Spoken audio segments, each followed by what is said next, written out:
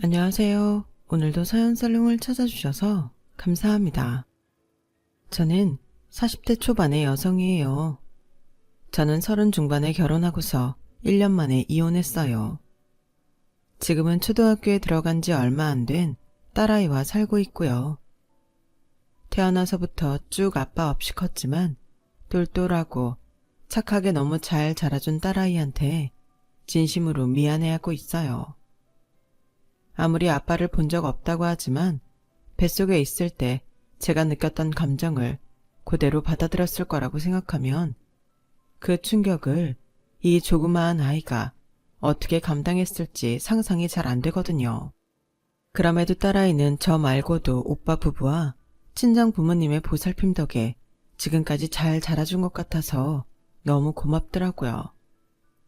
사실 여러 일들이 있었기 때문에 아이 아빠는 멀리 있고 아이를 보러 올 수 있는 처지는 아니에요. 하지만 아이가 자기 아빠를 찾으면 어쩔 수 없이 보여주자 마음 먹고 있는데 오히려 아이는 아빠를 보고 싶지 않다고 하네요. 초등학교에 들어가서 자기는 절대 친아빠를 만나지 않겠다고 하는데 왜 그러나 싶었더니 전 남편의 누나, 그러니까 전 신우가 애를 우리 가족 몰래 찾아가서 진상을 부렸더라고요. 너무 기가 막혀서 저희 가족은 모든 합법적인 방법을 다 써서 아이와 신우가 만나지 못하게 조치를 했네요. 제가 아이를 가진 사실을 알고도 이혼할 수밖에 없었던 건 정말 진상이라는 말로밖에 표현이 안 되는 남편과 신우 때문이었어요. 남편의 유책 사유로 이혼을 하는데도 그 인간은 아주 뻔뻔하게 큰소리치면서 저한테 신혼집도 팔아서 저 다 가지라며 자기는 푼돈 같은 거에 연연하지 않는다고 했거든요. 그렇다고 제가 그 돈 받고 잘됐다 할 만큼 돈 욕심이 있는 것도 아니었어요. 저희 집은 뭐 요즘 말로 금수저 은수저 그렇지는 않아도 아빠가 좋은 직장 다니시고 엄마가 알뜰하게 살림하시며 저희를 가르치신 덕에 큰 어려움을 겪고 자라지 않았어요. 대학 다닐 때에도 제 생활비나 등록금 때문에 아르바이트 자리에 동동거리지 않을 정도의 여유는 있었고요. 부모님은 저와 오빠가 필요한 돈은 두말 않고 지원해 주셨죠. 그렇다고 엄마 아빠가 돈을 헤프게 쓰시는 분들은 아니었어요. 아빠는 퇴직하기 전에 적당한 곳에 건물을 사셔서 노후도 준비하시고 저희에게 물려줄 것까지 따로 두신 정말 철저한 분이셨고 엄마도 마찬가지였어요. 아무리 돈이 남고 여유가 있다고 해도 함부로 낭비하거나 명품 같은 거 막 사서 쓰지 않으셨거든요. 저도 그렇게 보고 자라서인지 유행 따라서 우르르 뭐 사는 거에 휩쓸리지 않으며 살았고 돈도 쓸데없이 쓰지 않았어요. 그런 제가 남편과 사귀고 결혼까지 하게 된 건 그 사람이 꽤나 능력 있는 척 제 앞에서 쇼를 했기 때문이었어요. 영주 너 내가 명품 사면 항상 좀 놀라더라. 걱정하지 마. 나 그 정도 살 능력은 되는 사람이야. 아무렴 내가 돈도 없는데 그렇게 막 쓰겠어? 내가 언제 승우씨 능력 없대. 그냥 내가 그런 걸 잘 안 사봐서 그렇지. 뭐 자기 돈 가지고 자기가 알아서 쓰는 거니 나 뭐라 안 그래. 각자 다 생활 방식이 있는 거니까. 솔직히 전 그 사람이 회사에서도 인정받고 괜찮은 사람이라 여겼고 그런 점을 좋게 봐서 결혼을 했던 거였어요. 남편은 어릴 때 엄마가 돌아가시고 대학 때 아버지까지 돌아가셔서 나이 차이가 10살이 나는 누나와 함께 살았었다고 해요. 우리 결혼해도 영주 너 우리 누나한테는 잘해주라. 누나가 나한테 엄마 노릇까지 대신해줬거든.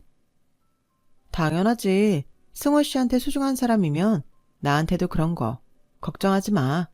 내가 잘해드릴게. 내가 진짜 결혼 하나는 잘하는 것 같다. 뭐 마찬가지 아니겠어? 승호 씨 능력 있고 싹싹하고 나한테도 잘하잖아. 서로 잘됐다고 생각하자. 우리 누나 막힌 사람 아니야. 너 시집살이 시키지도 않을 거고 다른 여자들처럼 네가 시댁 때문에 스트레스 받을 일 없을 거니까 진짜 마음 편하게 먹고 너 하고 싶은 대로 하면서 살아. 그런 남편의 말을 곧이곧대로 다 믿은 건 아니었지만 어느 정도는 제가 편할 거라고 생각했던 건 사실이었어요.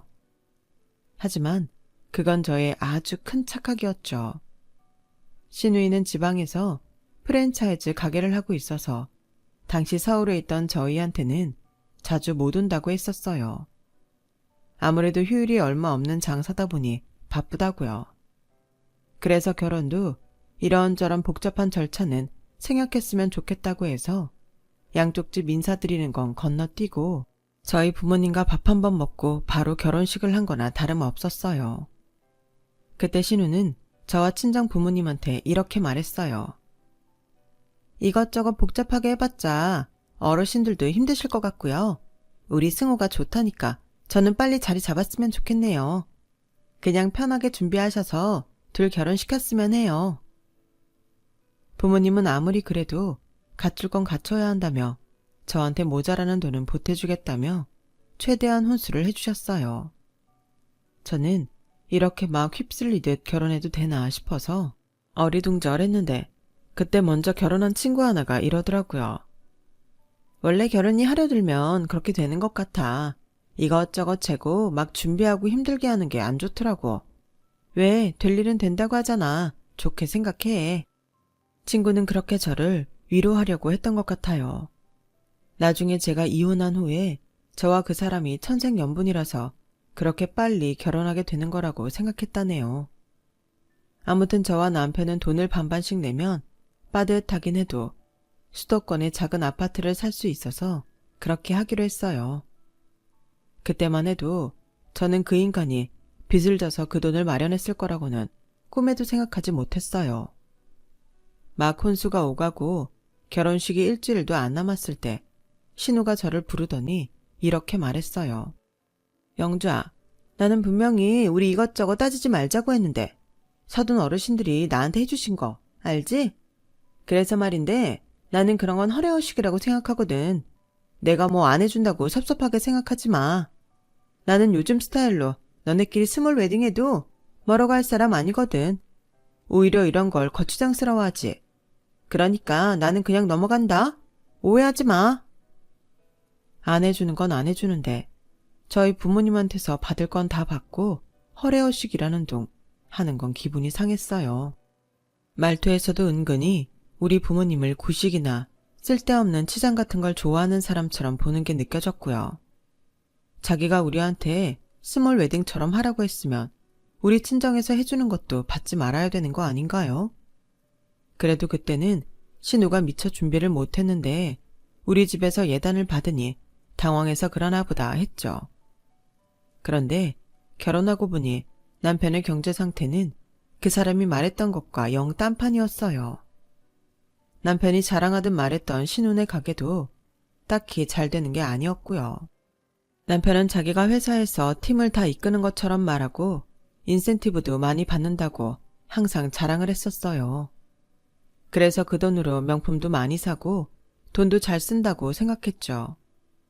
그런데 결혼하고 2달도 안 돼서 우연히 보게 된 남편의 카드 명세서들은 정말 입을 다물 수가 없을 정도였어요. 게다가 대출 독촉 전화까지 와서 저는 너무 당황했어요. 승우 씨, 오늘 대출금 빨리 갚으라고 독촉 전화 왔었어. 무슨 대출 받았어? 그리고 무슨 카드를 이렇게 많이 써? 보니까 현금 서비스 받아서 다른 카드 맞고 그런 거 같은데? 아니, 남의 명세서를 왜 보고 그래? 침대 옆에 버젓이 놓고 간 사람이 누군데 그래?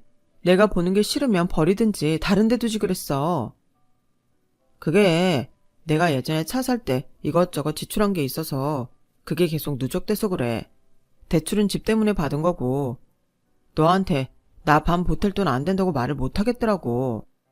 아니 그럼 전세를 얻었지. 무리해서 집을 사진 않아도 됐잖아. 넌 그럴 돈이 된다는데 내가 어떻게 안 된다고 말하냐? 난 너한테 맞춰주느라 한 건데 되게 뭐라고 하는 것 같다. 나는 너 생각해서 그런 건데 꼭 그래야겠어? 남편은 그렇게 제 말을 섭섭해하기만 했고 끝까지 자기가 돈 관리를 잘못했다고 인정을 안 했어요. 그러더니 퇴근하고 와서 저한테 이러더라고요. 있지. 영주 너 돈 좀 있다고 했잖아. 그걸로 먼저 내가 받은 대출 갚으면 안 돼? 솔직히 계속 독촉 전화 받는 거 너도 스트레스잖아. 어차피 우리 같이 사는 집이고 다 공동재산인데 빚 때문에 이 집 팔고 전세 가는 것도 남보기 우습고 어떻게 안 될까? 내가 생활비 더 내든지 할게. 지금 승호 씨가 생활비 더 낼 상태는 돼? 카드값만 해도 꽤 많던데 현금 서비스부터 정리해야지. 그러니까 몇 달만 좀 참아주라. 응? 결혼하고 2달인데 이런 문제를 보게 됐으니 말이 안 나오더라고요. 결국 저는 제 돈으로 남편 대출금을 갚아주고 현금 서비스까지 정리한 다음 남편한테 약속을 받았어요. 다음 인센티브는 3개월 있어야 받는다며. 그럼 그때까지는 사고 싶은 거 있어도 좀 자제해. 우리 결혼 전에 약속한 게 있잖아. 나 혼자 생활비에 경제적 부담 다 떠안으라고 하는 건 아니지. 우리 둘 다 일하니까 버는 만큼 비율 정해서 내기로 했잖아. 알았어. 나도 그럴 생각이었어. 처음부터 좀 미안하긴 하네. 암튼 고마워. 자기 빚이 없어졌다는 사실만 홀가분해하는 남편이 너무 철없이 느껴졌지만 그래도 저는 남편을 믿었어요. 하지만 남편은 그달에 또 한 번에 몇백 되는 카드를 긁었더라고요. 제가 너무 기가 막혀서 알아보니 강남의 꽤 유명한 명품 편집샵에서 쓴 돈이었어요. 승호 씨, 내가 사고 싶은 거 있어도 좀 자제하자고 했잖아. 근데 그 말한 지 일주일이나 됐어? 이게 또 뭐야? 아니 넌 왜 자꾸 내 카드 사용 내역을 보고 그래? 승호 씨가 보라고 나한테 비번까지 다 가르쳐 놓고 무슨 소리야? 돈 안 쓸 테니까 확인해 보라며. 그거 누나한테 사서 보낸 거야. 누나 고등학교 동창 모임 있다는데 안 그래도 혼자 사는데 추레하게 하고 나갈 수 없다고 하잖아. 동창들이 얕본다고. 너도 그런 자리 어떤 줄 알지? 서로 웃으면서 만나지만 싹 스캔하고 잘 사나 못 사나 그런 거 속으로 다 계산하는 거. 누나, 나한테는 엄마이자 누나인데 그 정도 기는 펴게 해줘야지. 우리 집에서 예단으로 보낸 옷들도 있는데 그거 입으면 됐지 않아? 무엇보다 이거 너무 과해. 자켓 하나에 몇백이 말이 돼? 네가 그런 거 안 사봐서 몰라서 그렇지. 다 그 정도 해. 비싼 것도 아니야. 그리고 니네 집에서 해준 옷들 누나 스타일 아니래. 그래서 못 입겠다고 하더라고. 정말 입만 열면 나오는 말들이 어쩌면 하나같이 제 뒷목을 잡게 하는지 정말 남매가 똑같아도 너무 똑같았어요. 그리고 신우가 아예 남편 카드 하나를 갖고서 여기저기 써대더라고요.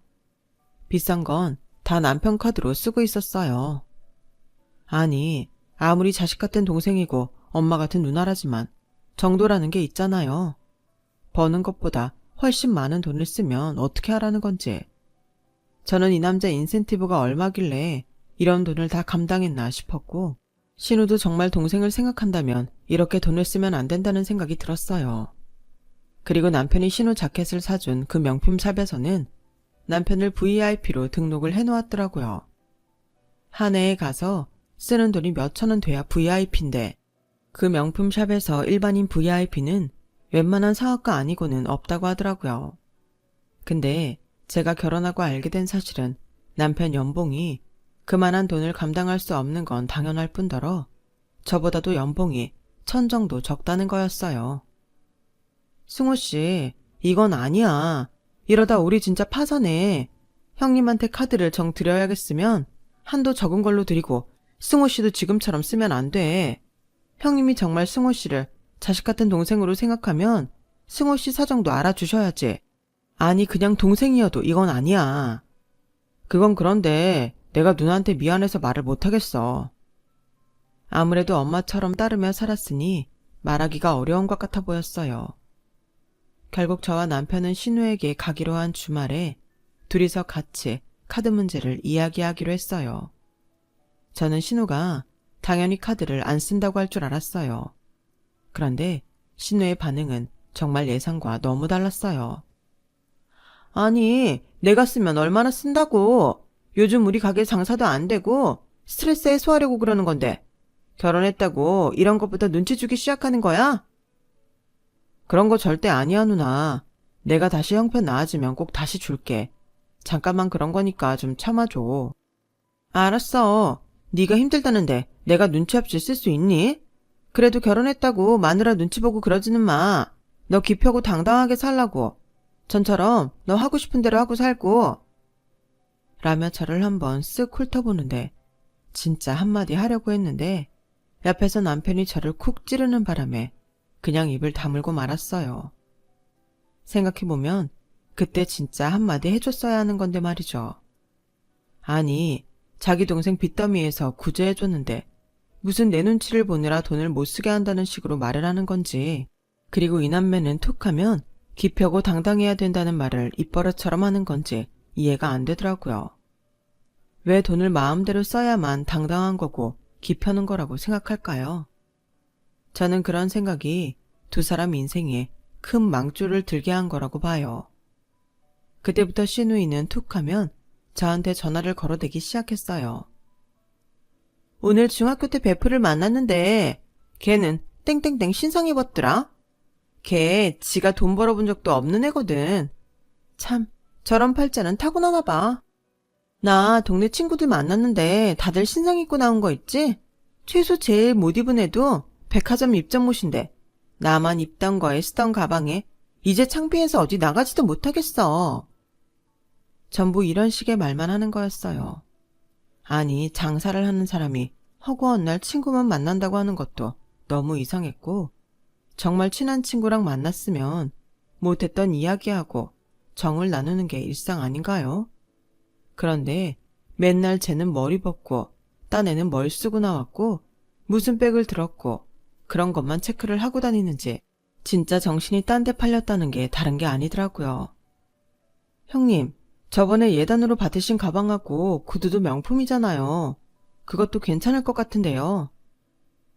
혹시 승호가 얘기 안 했니?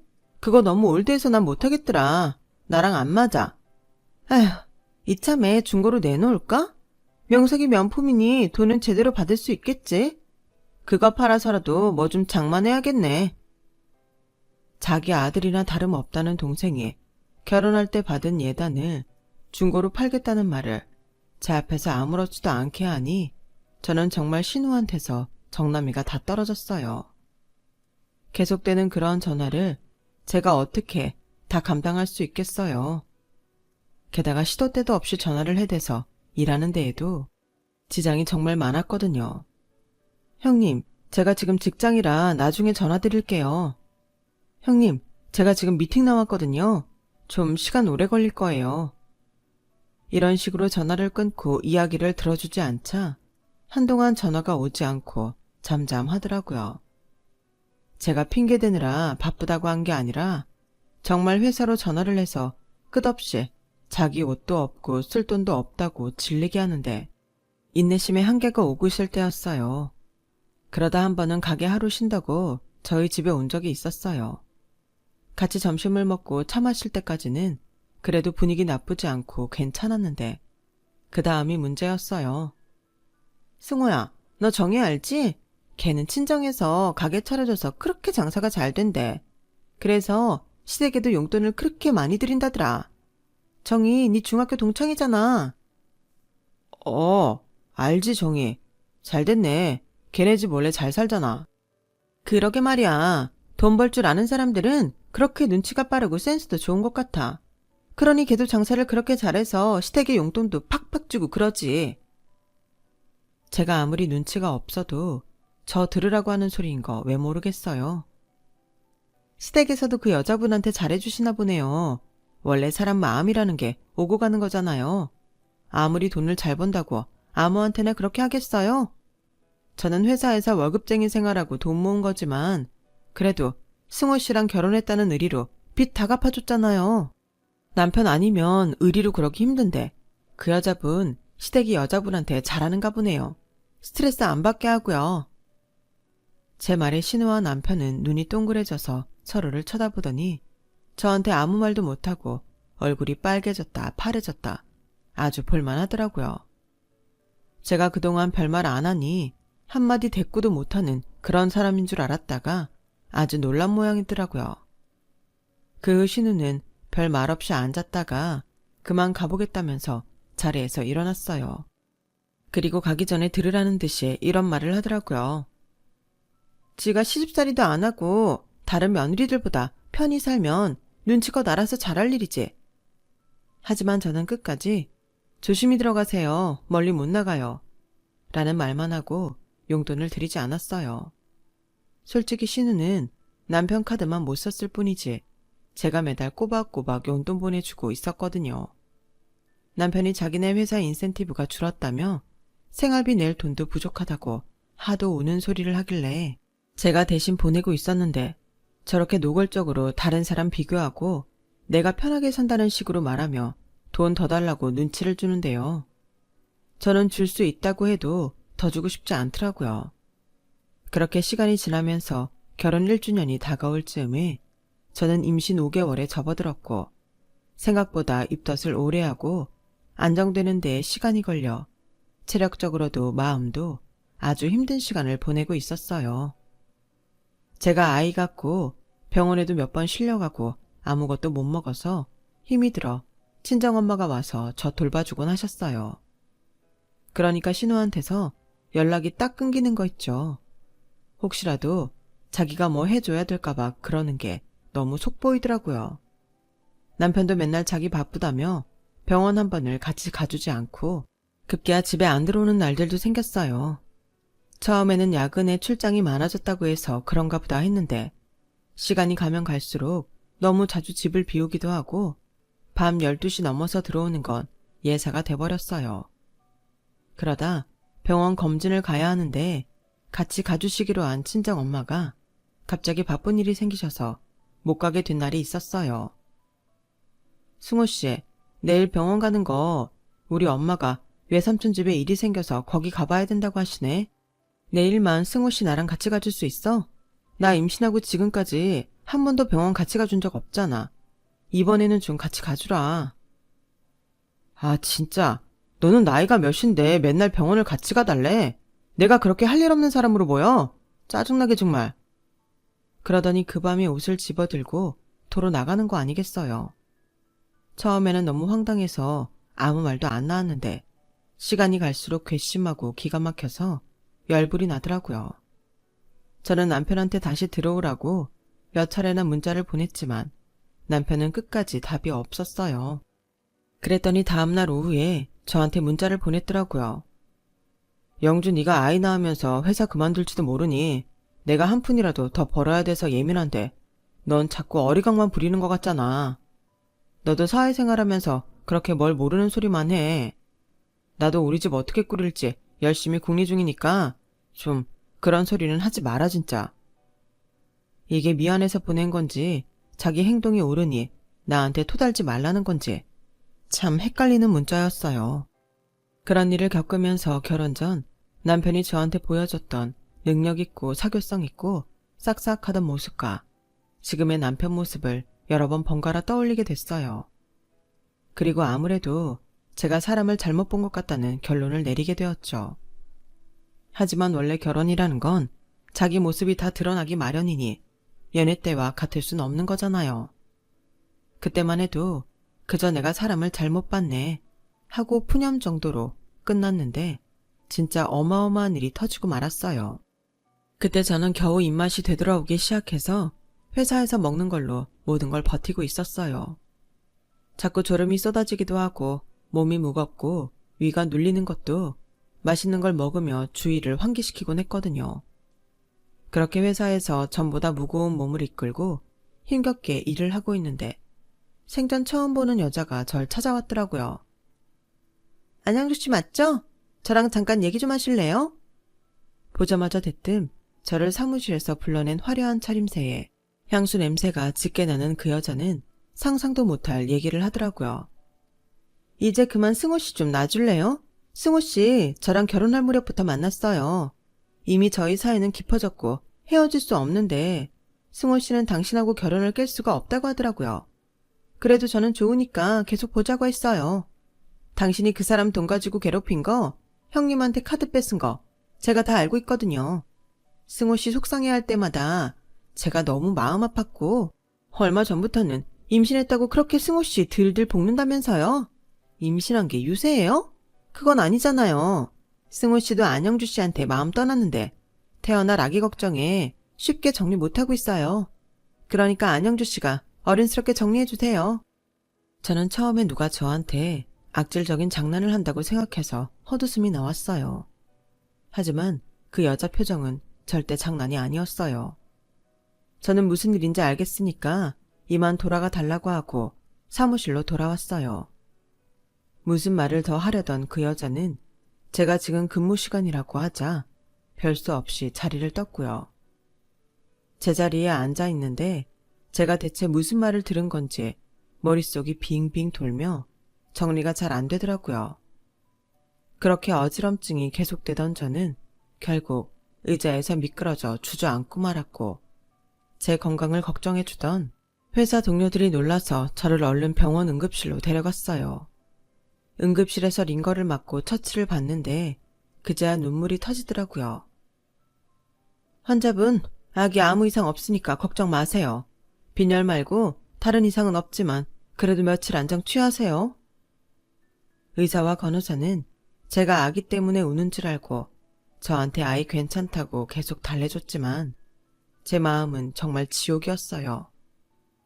아이가 괜찮다는 건 정말 다행이었지만 결혼 1년 만에 싱글맘이 돼서 혼자 살 처지가 된 제 자신이 너무 서글펐죠. 그리고 그게 다 제가 바보 같아서 생긴 일이라는 게 힘들었어요. 어떻게 바람 피는 걸 모를 수가 있어? 얼마나 둔하면 여자가 그것도 눈치를 못 채. 어떻게 결혼할 때 그 인간이 양다리였던 걸 몰랐던 거야. 그렇게 혼자 미친 사람처럼 중얼거리며 울던 저는 결국 진정제를 맞고서야 잠이 들고 말았었네요. 병원을 나오고서는 도저히 집으로 갈 용기가 나지 않아서 일단 싱글인 친구네 집에 가서 며칠만 신세를 지기로 했어요. 그런데 그 여자는 제 폰번호를 어떻게 안 건지 저한테 결정했냐는 문자를 계속 보내더라고요. 처음에는 문자를 씹었지만 그 여자의 끈질긴 문자와 전화질에 저는 결국 통화를 하게 됐어요. 이보세요.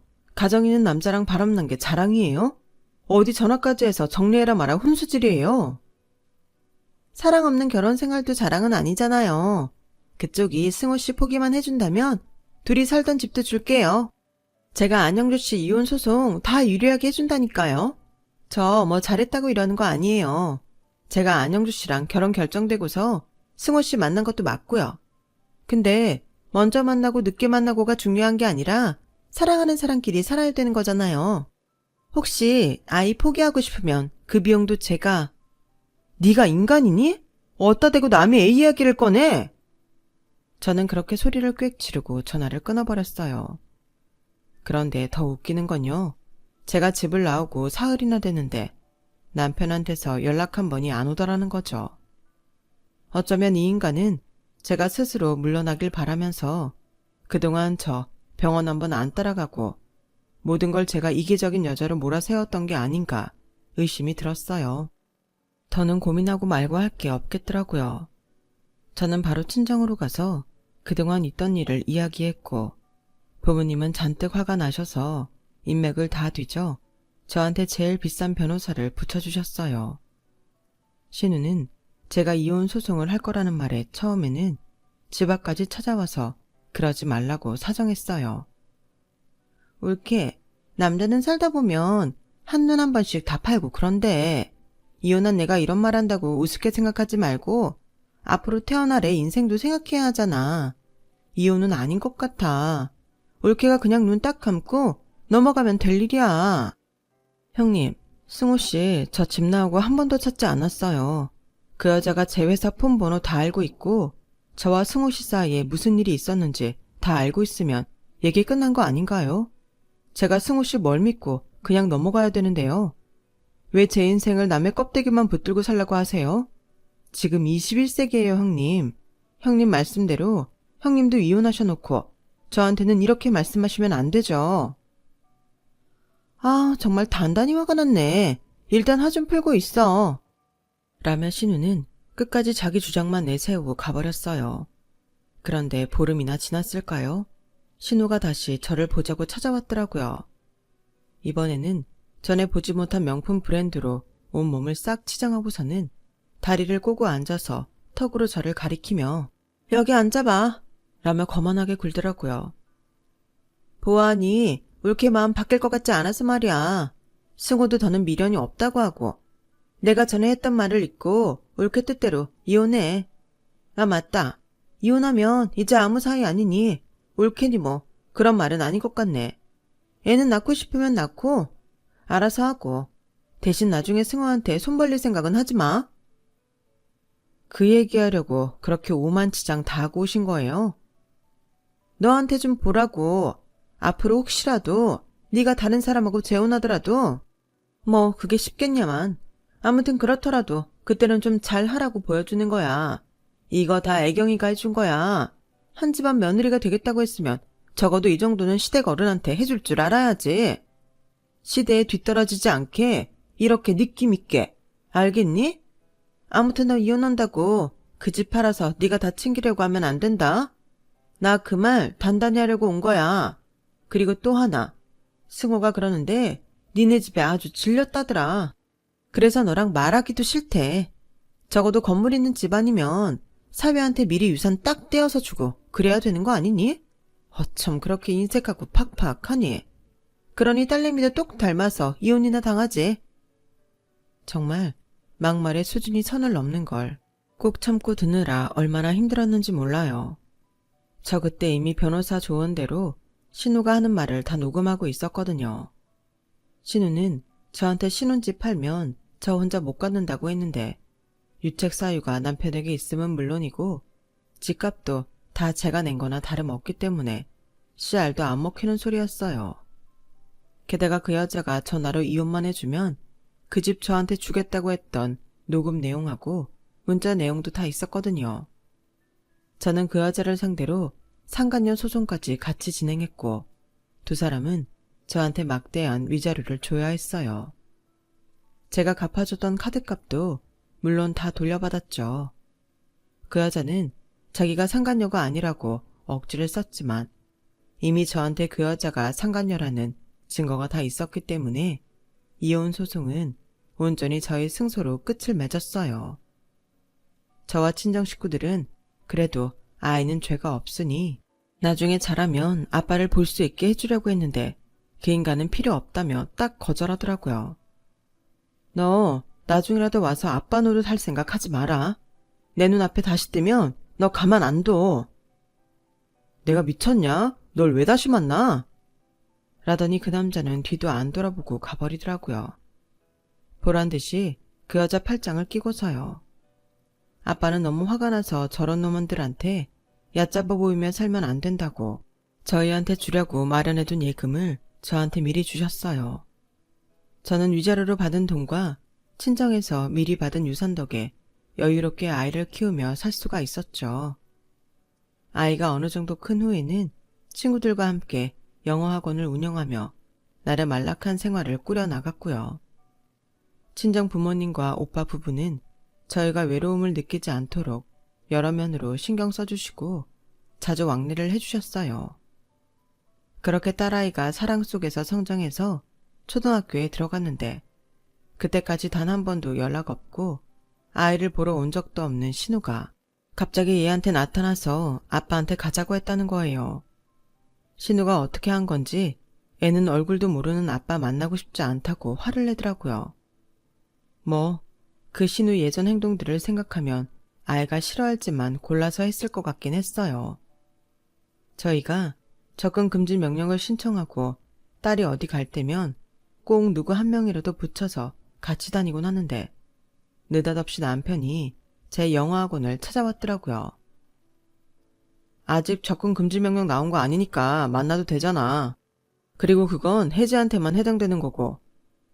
야, 너 내가 뭐라고 했는지 잊었어? 내 눈앞에 다시 나타나면 가만 안 놔둔다고 했어, 안 했어? 다 지난 얘기를 뭘 다시 하고 그래.